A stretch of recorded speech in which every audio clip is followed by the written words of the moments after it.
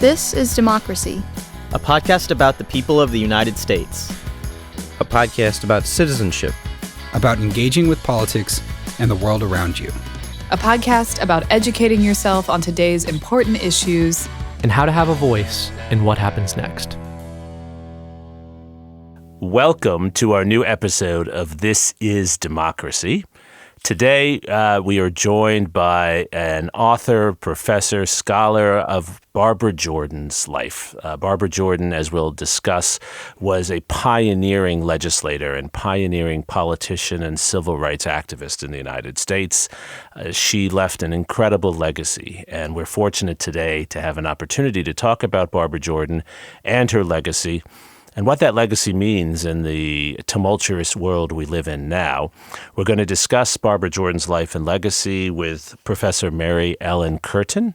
Mary Ellen Curtin is an associate professor in the Department of Critical Race, Gender, and Culture Studies and director of American Studies at American University in Washington, D.C., which has a beautiful campus. It's a university I always enjoy visiting. Mary Ellen is the author of two books. The book she wrote a number of years ago, Black Prisoners and Their World, Alabama, 1865 to 1900, really a pioneering book looking at convict labor and the use of convict labor in the justice and political system in Alabama and much of the South during the second half of the 19th century. And most recently, the book we're going to discuss today, the book I hope everyone will purchase and read, is called She Changed the Nation, Barbara Jordan's Life and Legacy in Black Politics. It's hot off the presses, and as soon as it came out, I grabbed a copy and made sure to read it, and it's really an extraordinary book about Barbara Jordan and her life. Mary Ellen, thank you for joining us. Oh, thank you for having me, Jeremy. It's such a pleasure to be here. Before we get into our discussion of Barbara Jordan with Mary Ellen Curtin, we have, of course, Mr. Zachary Suri's scene-setting poem. What's the title of your poem today, Zachary? Trailblazer. Let's hear it. The one who breaks the ceiling, the one who's first to cross the line, they must make their own rhythm, they must beat to their own time. They find themselves quite often alone or in the dust. They find themselves quite often less to wallow or to rest. And so they must know, more than anyone else, to take their own story right off of the shelf. The one who breaks the ceiling has glass shattered in their eyes. The one who makes the first move must break through all the lies. They find themselves quite often defeated or ignored. They find themselves quite often hated and abhorred. And so they must fight more than anything still to make their way over the widening hill. And sometimes they fail, and sometimes they win, but always they face it with a radical grin. I love that closing line, radical grin. Mary Ellen, I saw you reacting to the poem. What do you think? Beautiful. Beautiful. And I think you capture the complexities, the nuances, the contradictions of being the first. It's not all glory, for sure. Thank you so much. Thank you. Thank you. What's your poem about, Zachary?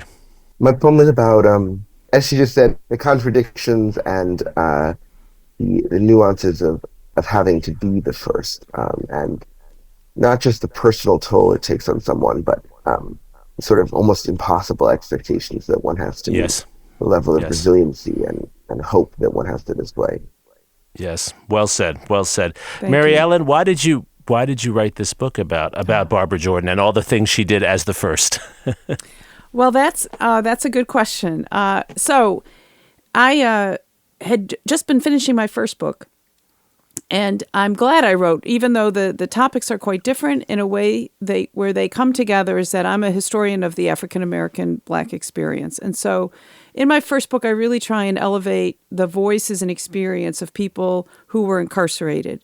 And that was, rather than just looking at the system from the top down, which of course you have to understand, but to do everything I could to try and recover those voices, the letters, the pardon papers, anything that could really shed light on how the men and women themselves who were incarcerated were experiencing forced labor and what their resiliency and how they tried to overcome and surpass living in such a terrible system. And so I was finishing that, and Barbara Jordan had just died, actually. And something in me just really stirred because I remembered her from when I was a teenager in the 1970s.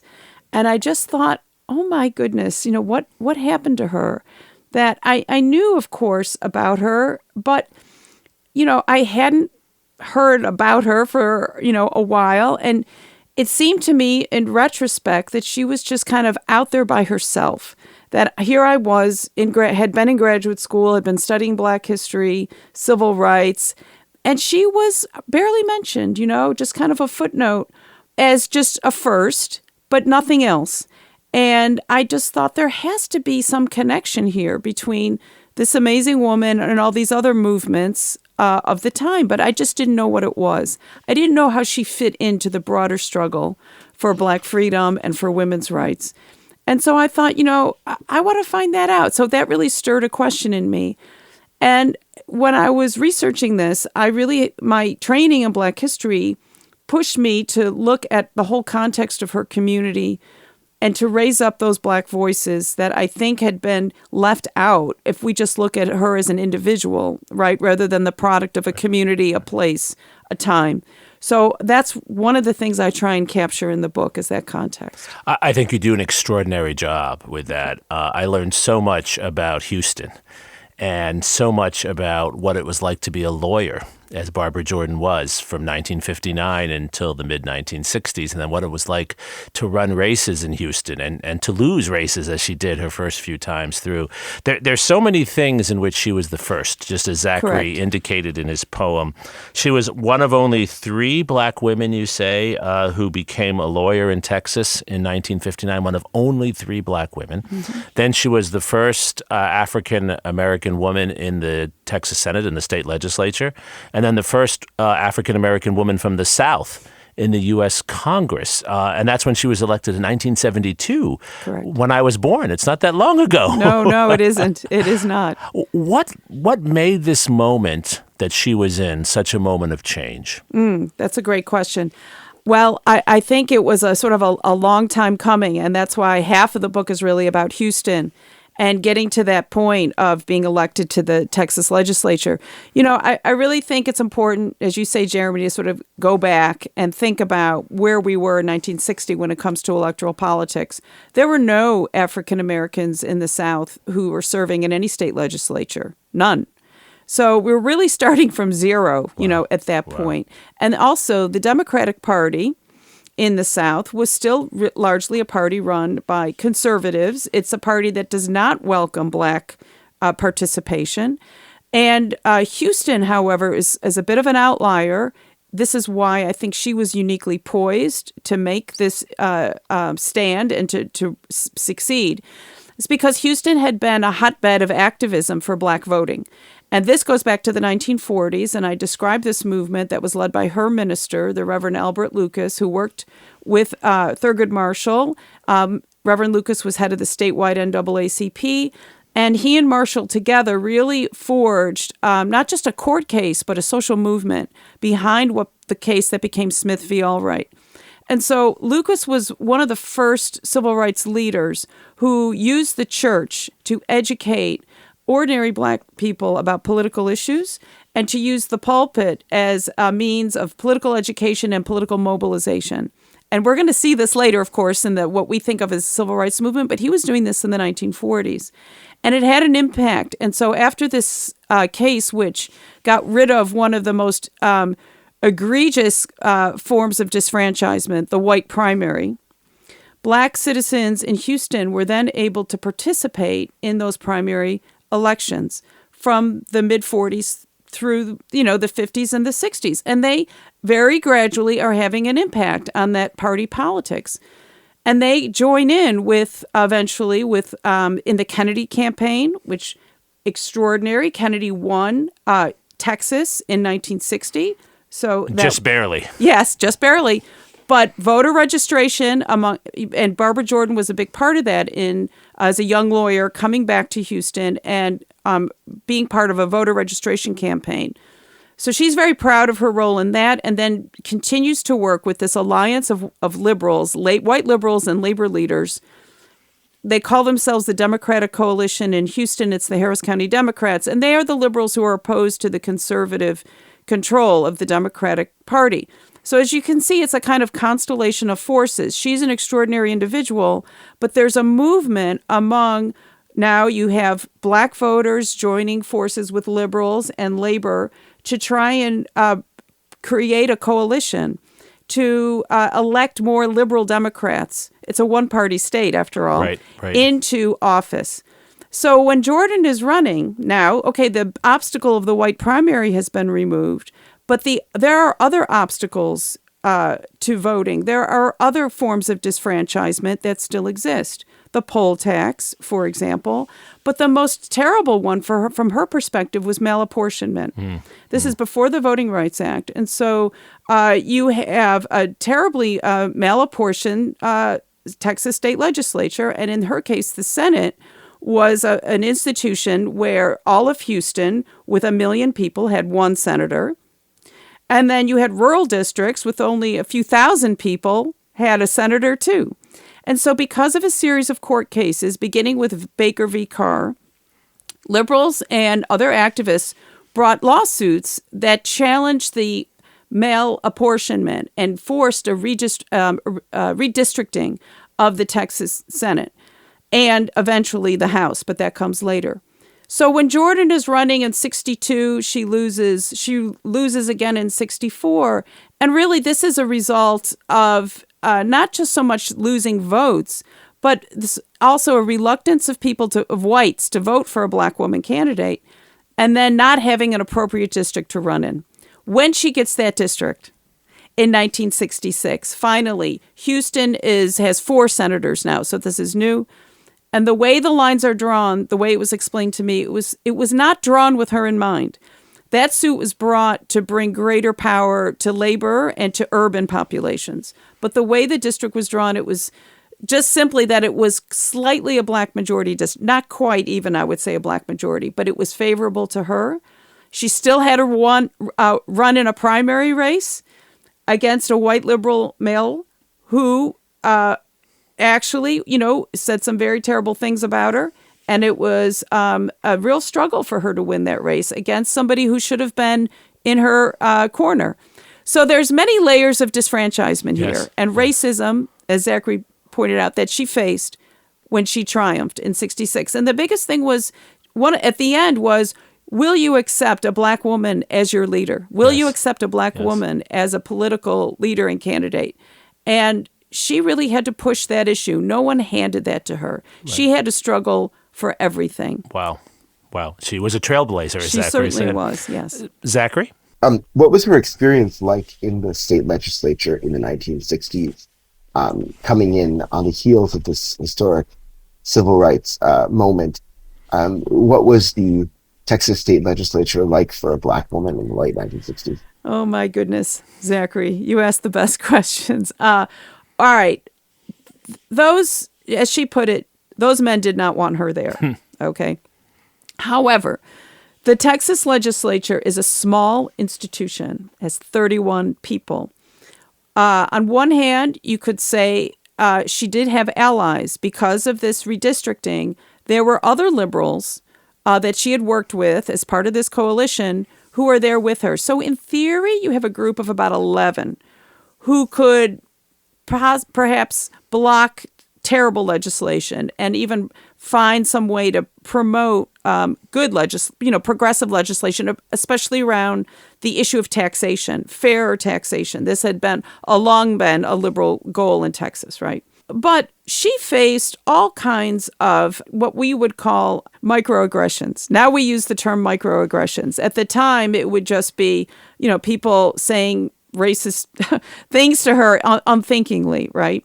So part of this is that she is accepted. She knows many of the liberals in her coalition. And so among them, she's accepted. And yet there is, if you look at the journalism of the time, there's clearly a lot of very racist things that are said about her, either behind her back. And she is also placed in very, unlike Hughes, very sort of uncomfortable social situations where she's forced to kind of socialize with people who are not used to dealing with a Black woman as an equal or a peer. She brings out her guitar quite often, and she uses this as a kind of armor and icebreaker, because people all know, there's a Texas culture of songs, and this is one way she kind of establishes relationships with people. Jordan is a person who wants to establish relationships, and with friends and foes. She understands that to be effective, she has to learn the rules of the Senate and build relationships with people in the Senate. And so I think it's an important learning experience for her. She's trying to forge her own way. She understands that she wants to gain the respect of these men, both because she feels that it's the way forward to efficacy. At the same time, there's a lot of pressure on the outside from other liberals who say, if you adopt this approach, that means you are selling out. That means you're not enough of a liberal. And I think, she doesn't see that as an especially productive way to be. So she does forge her own way, which is about building relationships. But I don't think, from looking at all the evidence, that she ever sacrificed an issue, that she ever caved in on an issue. I think she's feeling her way and trying to figure out the best way that she can be effective. And I think she is effective to a certain extent. She does also suffer some pretty bad failures. And one I describe has to do with a corporate profits tax, which almost passes and then fails by one vote, which was not her vote, by the way. So I think there's a lot of misconceptions about her time here in the Texas Senate that emphasize sort of her as part of a system. But what I try and do is draw out the nuance of saying, no, I think she's just trying to find her way, and also is effective and does make some important stands while she's a legislator, and continues to be part of a larger struggle for Black freedom. She's involved in all sorts of issues outside of Texas at this time.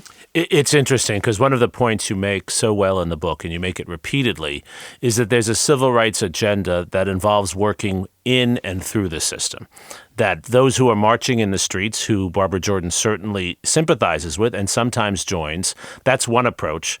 And a valuable and necessary approach. But your argument is that getting into the system and working through the system is absolutely crucial. Do you want to say more about that? I do. Thank you, Jeremy. Yeah, this is, and I don't think it's just her. This is when the movement is moving from the streets to the State House. This is Bayard Rustin's vision, right? From protest to politics. How can we be effective in making the ideals of the civil rights movement real?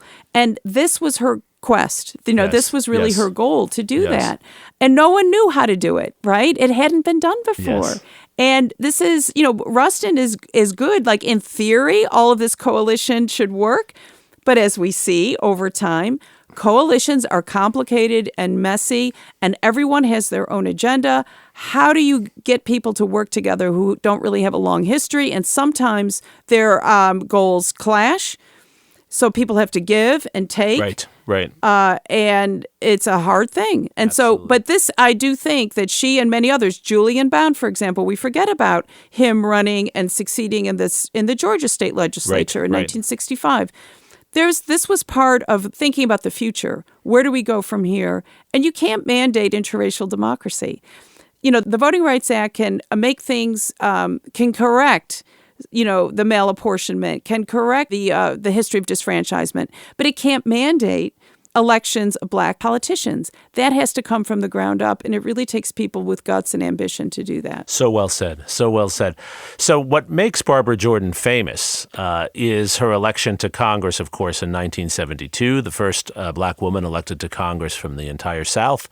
And then, of course, during the Watergate hearings, which you describe in here, her extraordinary speech about the ideals of the Constitution and why presidents need to be held to the law, which is, a little relevant for today as well. Explain that evolution in Barbara Jordan. To me, it's a fascinating part of this book. Thank you so much. Well, I think, again, we know her for this speech. I also think she played an important role behind the scenes in the Judiciary Committee. Again, this was sort of the Texas Senate now in this committee. She's one of 37 as opposed to one of 31. And the goal here, again, working with her chair, Peter Rodino, is to create a consensus, bipartisan consensus. So again, this means being willing to talk with people who disagree with you and trying to persuade them or at least stop the negative effects of others. Like, I think she's always trying to neutralize Charles Wiggins from California, who was a big Nixon defender. And she's always trying to intervene and neutralize his influence among the more conservative, the men in the middle, they were called, the men in the middle. So there's that going on for months and months behind closed doors.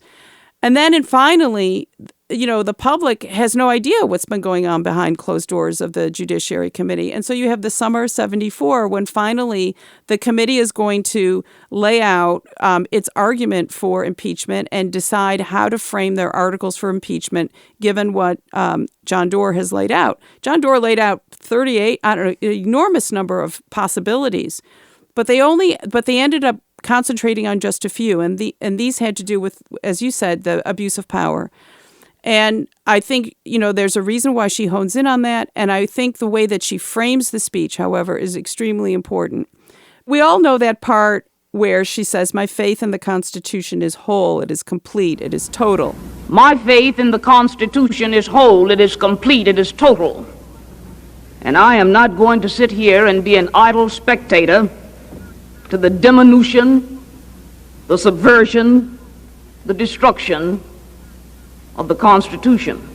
But what we don't remember is what she said before that line, where she says, when this document was completed in 1787, I was not included. But now, through the process, and then she lays out all the ways that the Constitution can be amended to, right? Because through that process of judicial review, right, and additions, I am now included in we the people. And here she's talking specifically about the 14th Amendment, the 15th Amendment, and the Voting Rights Act. So now I am included in the protection of this great document. And that is why it is so important that I fight for it. And that is why I believe in it so completely. Right. So that first part often gets left out as though she is just, blindly following some, great American dream, which she does believe in, by the way. But she also understands America's history of racism and how important it has been to change and amend that Constitution to protect the rights of Black people. This is what gives her a great stake in this document, and this is why she's so angry at how Richard Nixon has defiled the Constitution. The combination, Mary Ellen, of faith in the system, articulateness, the way she speaks, that voice, as you call it, right? That deep, resonant voice with the high-minded articulation. It reminds me so much, as I think about it, of someone else we talked to a few months ago, Ruth Simmons, who also comes from this part of Texas, grew up in the 5th Ward of Houston in part after her family moved from a rural sharecropping area. And Ruth kind of sounds like Barbara Jordan. Tell us about the voice, about the way of carrying oneself. Your book is wonderful on that. Thank you so much. Well, they went to the same high school. They both went to Phyllis Wheatley High School. I think for Barbara Jordan, yes, this is very much, and her voice is a Black voice. I mean, it comes from her family, the institutions of her training as a debater, to be sure, the church that she grew up listening to as a young girl, Reverend Lucas. But it even goes back further than that, because everyone around her said she always talked like that. And I think her grandfather, who was the first person in her life, her grandpa Patton, as she called him, who made her recite for him. And in one interview, somebody said, well, one of her first biographers said, how did you learn to talk like that? And she said, at my grandfather's knee. And he is a very interesting figure, very much a self-taught person who had a very tragic life, who had been incarcerated, but who came back from that incarceration and really embraced her as sort of protege. And so as a very young child, when she said other people weren't really paying much attention to me, I was the youngest of 3 girls, he really took a lot of time to be with her, talk to her, inspire her, and he made her recite to him. And then after that, her father wants to start his own church and realizes her talent as a young girl, as a speaker. And so with her, one of her sisters, she is also singing. I think a lot of the power of her voice comes from learning how to sing and to perform before an audience and bring in an audience, tell a story through song, and also reciting for her father's church. So by the time she gets to high school, she is already quite comfortable with this kind of use of her voice, and then she gets involved in speech and debate and develops it even further. But it's through these Black institutions and her Black family that her value as a speaker is acknowledged and recognized and supported. It's such an important part of the civil rights movement. If you think of, again, the high diction of Martin Luther King Jr., and you think about even Malcolm X in his own way, right? I mean, there's a way in which these activists are taking the English language, sort of as Churchill says, and sending it to war for them, right? Mm-hmm. Using it to articulate and persuade and motivate people, yes? Absolutely. They are, and for her especially, this is what she brings to the nation, a way she is able to crystallize what does the Democratic Party stand for, yes, which she does in the 76 speech in Madison Square Garden. Why should Richard Nixon be impeached? She has a real gift for distilling complicated ideas into a nutshell, yes, and to making them accessible to a wide audience. And I think that is from the Black church. That is what a minister is supposed to do, yes, a good one.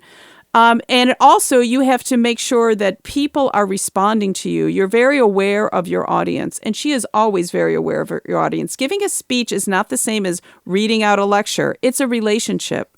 And that is something that has to be, if you don't realize that from early on, it's not going to come natural to you. And this is why, at that convention, John Glenn, if you're just reading a speech, you're not thinking of the audience as something that you are building a relationship with over time. It's just not going to fall right. It's not going to feel the same. And she really has that sense of what public speaking is truly about. Zachary? How was Barbara Jordan viewed at the time? How was she perceived, in particular, by white political actors and white politicians? You spoke about her oratory and the way in which she was able to articulate the Democratic Party position on Nixon. But how was she seen by white voters around the country? How was she perceived as a politician? Right. That's such a great question. Well, I think on one hand, there's always many hands. On one hand, she is admired, greatly admired and lauded. So when you have these polls, like what woman could you see as president? For example, she's at the top of those polls that put out by Red Book magazine. What woman could you see on the Supreme Court? She's at the top of those polls. And many people kind of, she just makes it sort of look easy, like, oh, this is the next step, in terms of women's progress in politics and Black women's progress in politics. I think on one hand, she's greatly admired. On the other hand, I think there are a lot of lingering tensions and resentments out of Houston and out of Austin, liberals who are never really trusting of her. They see her still as someone who is dealing with the enemy, making deals with the other side. They don't understand some of her tactics, and she isn't really good on explaining to people like, okay, this is how I'm operating, because politicians just don't do that. I think that, how can I put this, that she has learned some skills as a politician that are hard to explain to people who are not in those shoes. So you don't always say what you think. Yeah. Now, you're a poker player. I mean, she played poker. I mean, this is the way you do it. You do have to make agreements. So, for example, with Robert Byrd, she introduces him at a party convention, at a mini convention. Powerful senator from West Virginia. Correct. Who is going to play a very important role in the Voting Rights Act extension. She develops a kind of, it's not a quid pro quo. It's never that bald. but it's an understanding Yes. that, hey, here's somebody who represents the growing black vote. This is the other thing, that Jordan is never just about herself. A lot of her power, the perception of her power, comes from what she represents, which is, with the Voting Rights Act, more and more black people are registering to vote, and they're participating in primaries. And this is a new thing that white Democratic politicians have to now take account of. And Jordan is somebody who can explain this to them.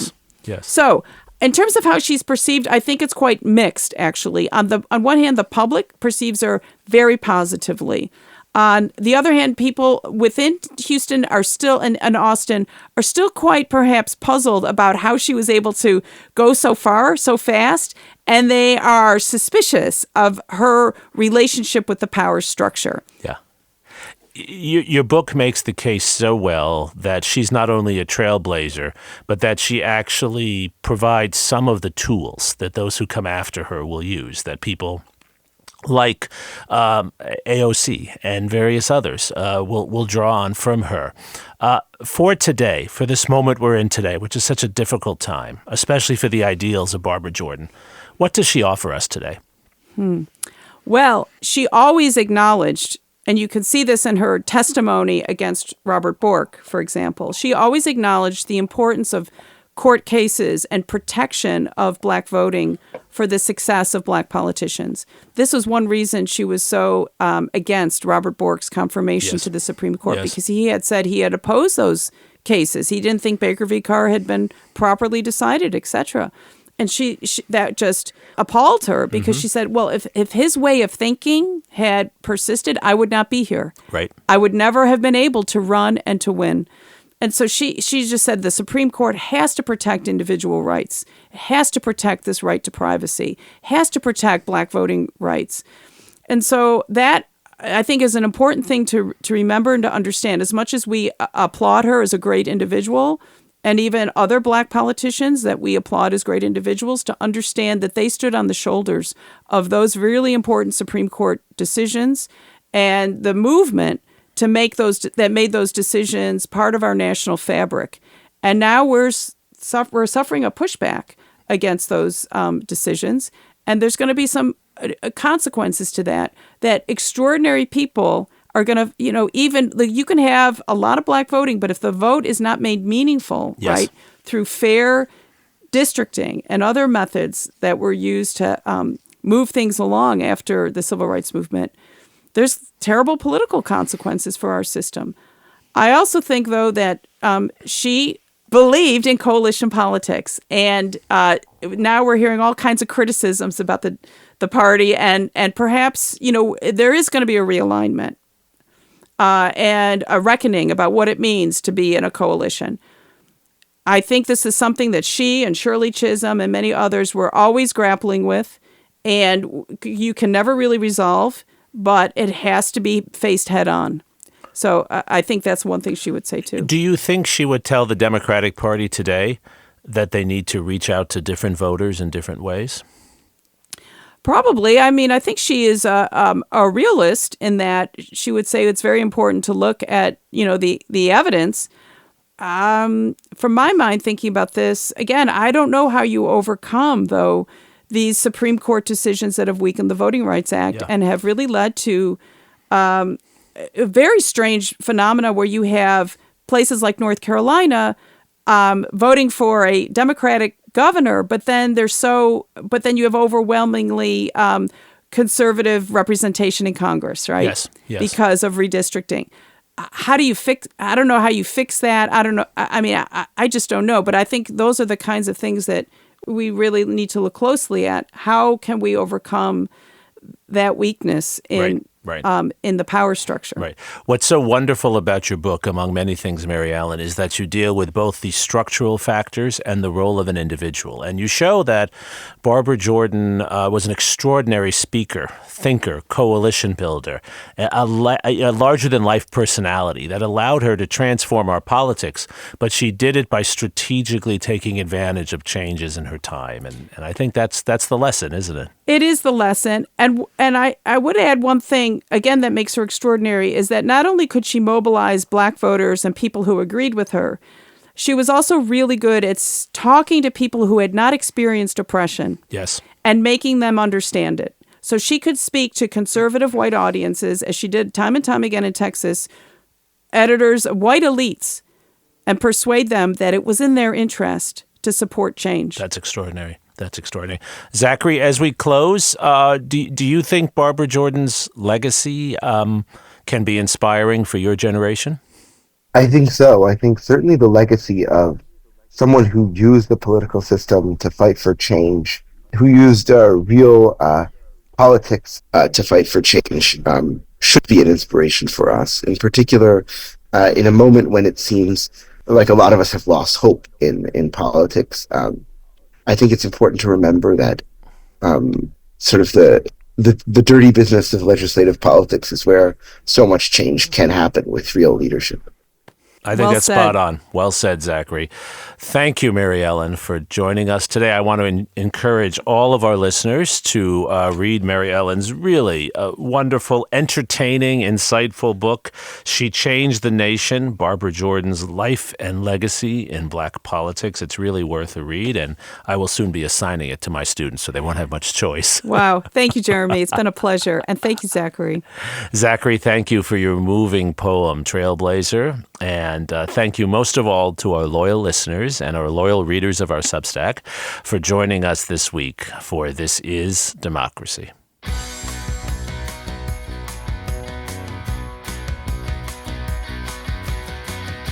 This podcast is produced by the Liberal Arts ITS Development Studio and the College of Liberal Arts at the University of Texas at Austin. The music in this episode was written and recorded by Harris Codini. Stay tuned for a new episode every week. You can find This is Democracy on Apple Podcasts, Spotify, and Stitcher. See you next time.